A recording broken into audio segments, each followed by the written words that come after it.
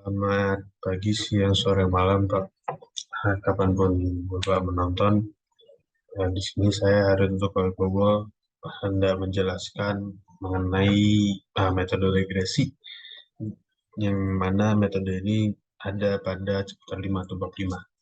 Mungkin nanti saya akan mempraktekkan salah satu dari metode regresi yang bisa saya praktekkan di Rapid Miner. Gitu. Mungkin untuk sekarang saya jelaskan terlebih dahulu secara singkat saja, tapi em, regresi metode regresi ini terdapat dua metode atau dua cara praktek mungkin ya yang saya em, dengan bahasa saya.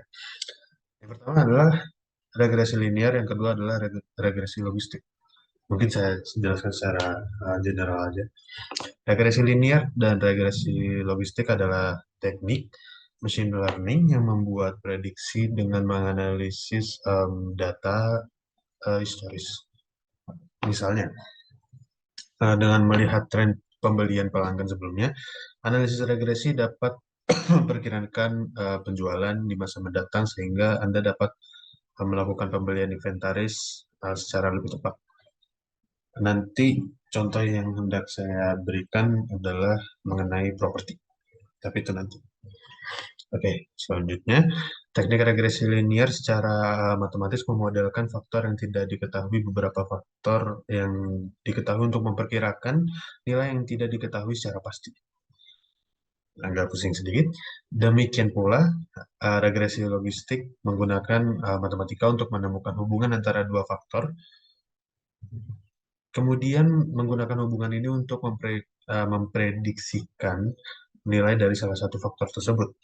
Berdasarkan faktor yang lain, prediksi biasanya memiliki jumlah hasil yang terbatas, seperti ya atau tidak, atau secara lebih singkat lagi. Oke, mungkin saya recap sedikit em, satu persatu em, untuk lebih jelasnya. Regresi linear ini tujuannya adalah memodelkan hubungan linear antara variabel independen dan variabel dependen. Dan variabel dependen itu continuous, artinya variabel yang dapat memiliki berbagai nilai dalam rentang tertentu. Cara kerjanya adalah mencoba menemukan garis lurus terbaik yang mendekati pola dan titik-titik data dalam ruang variabel independen dan dependen. Contoh penggunaan memprediksikan harga rumah berdasarkan luas tanah, jumlah kamar tidur, dan lain-lain. Banyak faktor ya. Oke, sekarang kita masuk ke recap regresi logistik. Tujuannya adalah digunakan ketika variabel dependen adalah biner, yaitu memiliki dua kemungkinan ya seperti 01 atau ya atau tidak gitu. Selanjutnya adalah variabel dependennya binary atau kategori kategorikal ya. Artinya variabel yang hanya dapat dimiliki dua nilai. Cara kerjanya adalah menggunakan fungsi logistik untuk memodelkan probabilitas bahwa suatu kejadian terjadi dalam kondisi tertentu. Contoh penggunaannya adalah memprediksikan kemungkinan seseorang akan membeli produk berdasarkan variabel seperti usia, pendapatan mungkin, atau jenis kelamin seperti itu. Itu adalah recap secara singkat ya, secara general tentang mengenai regresi linear dan logistik. Sekarang saya akan mempraktekkan salah satu dari metode tersebut, linear dan logistik. Saya memilih linear. Mungkin saya bisa share screen terlebih dahulu ya. Sebentar.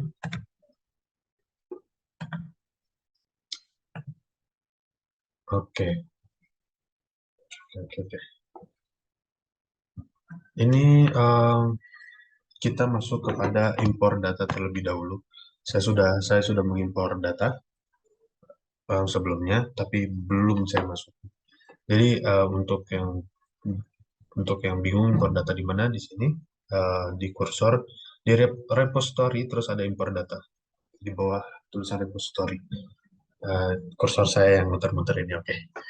Jadi kita select cell to import, kita select semuanya karena ya ini yang mau kita select. Oke. Formatnya itu bisa real, bisa integer. Kalau real biasanya itu ada koma-komanya, ada bentuk bilangan desimal gitu. Itu kalau integer bilangan bulat. nggak ada koma-komanya lah. Gitu. Kita bisa cek terlebih dahulu, ini integer, ini real, real, real, integer, real, dan ini bisa kita hapus saja, slow. Oke, jadi bisa saya jelasin terlebih dahulu mengenai mengenai pendekatan soal regresi linear ini.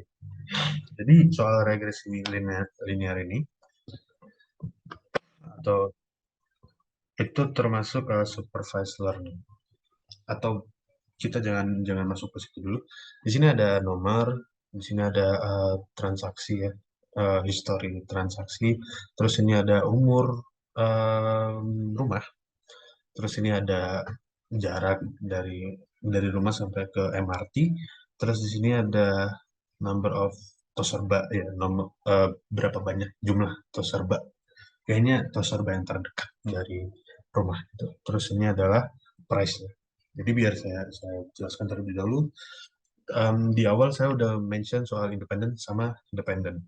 Jadi independen sendiri itu adalah apa ya, data data yang tidak terpengaruhi oleh data yang lain. Contohnya, misalnya seperti ini, transaksi transaksi historik kayak gini, ya emang kayak gini aja gitu. Kalau kalau house age atau rumah atau umur rumah ya, ya segini aja ya, tiga 32, something, 19,5 tahun mungkin. Terus jarak jarak juga ya segini aja, nggak terpengaruh sama apapun. Terus jumlah dari tosorbannya juga segini aja, nggak dipengaruhi oleh apapun. Nah, next adalah data yang dependent atau kebalikannya dari yang dependent. Dependent ini bergantung sama data-data yang lain. Misal kayak dari umur rumah misalnya, itu bisa mempengaruhi ke harga. Dari jarak jarak ke MRT station mungkin ada pekerja yang mau beli rumah dan mempertimbangkan soal distance-nya ke MRT ya. MRT station mungkin kalau makin jauh makin mahal, makin jauh makin mahal. Sorry. Makin jauh makin murah bisa jadi. Tapi di sini makin ini ya, makin murah. Oke, mungkin ada pertimbangan lain ya. Pertimbangan lain yang mempengaruhi harga. Terus di sini ada juga mengenai toserba, jumlah toserba itu juga bisa mempengaruhi harga gitu. Mungkin faktor-faktor lain yang banyak ditemukan itu bisa kayak apa ya, jumlah kamar misalnya atau luas tanah itu juga bisa mempengaruhi harga kan. Nah, harga ini kan sangat apa ya, dependen banget, dia ngikutin faktor-faktor lain tuh. Kayak misalnya kalau luas tanahnya sekian, dia harganya sekian. Kalau kalau dia dekat-dekat mungkin dekat-dekat pabrik yang ada kemungkinan berisik dia lebih murah mungkin ya, ya dia sangat dependen, dia sangat bergantung sama faktor-faktor lain. Nah, itu namanya data dependent begitu, jadi itu perbedaannya. Nah, data dependent sendiri kalau misalnya di machine learning dia disebut sebagai label gitu, dia disebut sebagai label. Nah, makanya di sini kita perlu untuk melabeli price house price, sorry, harga rumah. Kita perlu melabeli. Kita ke change role, terus ke label. Oke. Nah, gitu. Jadi, uh, kalau misalnya ada data yang semacam ini namanya data data yang supervised ya, yang diawasi oleh labelnya, karena dia punya data yang uh, dependent dan independent. Biasanya kalau bukan data yang semacam ini, itu data yang unsupervised, itu biasanya data-data clustering. Jadi datanya itu cuma mengelompokkan doang. Kita nggak bisa lihat, kayak ada data yang apa ya, yang mungkin nggak ada data yang independen, nggak ada data yang independen. dua data ini mungkin nggak saling berkorelasi gitu. Misalnya kayak ada jenis kelamin atau apa, jenis kelamin terus gaji terus mobil, merek mobil yang dimiliki itu kan nggak saling berpengaruh gitu. Itu beneran kayak nggak berkorelasi satu sama lain. Itu cuma bisa dikelompokkan kalau ada data-data kayak gitu. Itu masuk ke unsupervised, dan itu termasuk data-data yang hanya bisa di clustering karena cuma bisa dikelompokkan doang. Biasanya karakteristiknya adalah kalau misalnya um, supervised atau data-data yang bisa diprediksi. Ini termasuk data yang bisa diprediksi gitu. Data-data yang emang apa ya, emang diperuntukkan untuk prediksi mungkin ya. Itu biasanya karakteristiknya adalah adanya label atau data yang dependen tadi ini.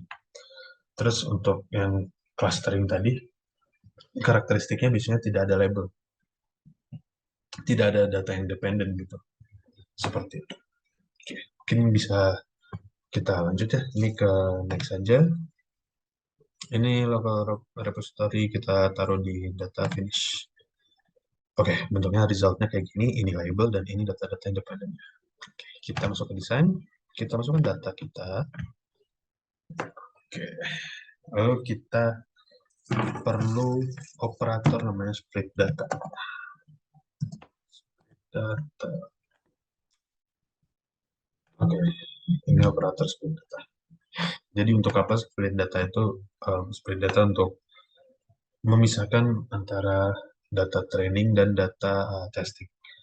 Karena kita masuk ke machine learning, yang kita otak-atik dari tadi machine learning. Jadi mesin ini sendiri perlu belajar mempelajari data. Nah, jadi gunanya si split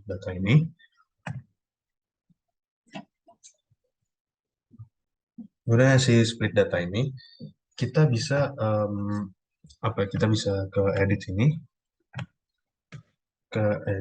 kita add entry, misalnya 0,8 dan 0,2, misalnya seperti ini.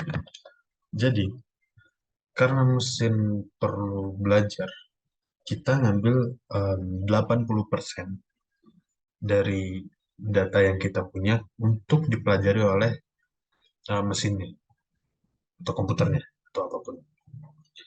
Sedangkan 20%-nya adalah untuk testing atau untuk bahan bahan-bahan apa ya,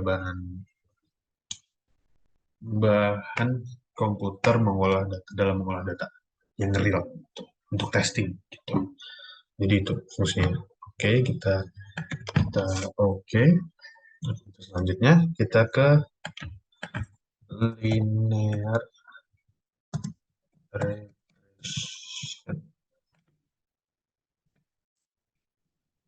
Oh, jadi karena kita tadi udah punya data training sama data testing, itu jadi uh, data training itu nanti akan melakukan modeling lewat linear regression ini. Produknya adalah adanya model regresi. Nanti ketika udah ada model regresi, kita bisa melakukan data testing dengan model regresi yang udah ada. Oke, jadi setelah dapat modeling, uh,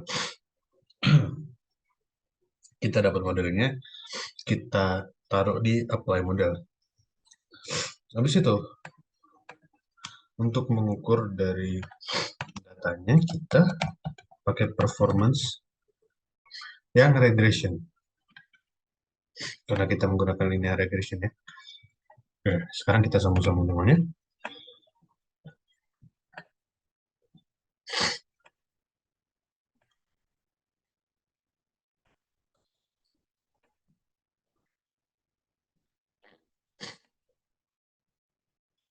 Kita coba terlebih dahulu ya. Oh, ini belum. Sorry. Oke, kita coba. Oh, sorry.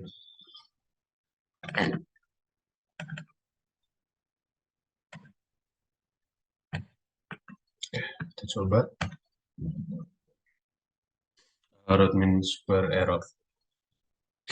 Ini bukan error ya, bukan error rapid minernya, tapi karena kita mintanya root mean square error, makanya dikasih itu sama rapid miner. Oke, kita taruh sebentar dulu. Kita coba lihat modelnya ya. Running result. Oke. Jadi ini modelnya, data yang kita dapat. Jadi bentuk bentuk datanya seperti ini.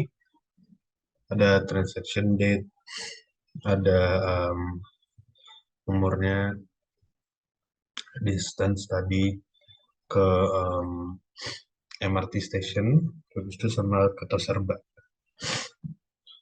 Makin gede koefisiennya, maka makin mempengaruhi harga. Jadi p-value sama kodenya makin kecil p-value dan makin banyak bintang di kode ini, maka makin berpengaruh. Seperti itu. Oke, kita stop share. Oke, mungkin itu yang bisa saya berikan mengenai regresi. Terima kasih. Sampai jumpa.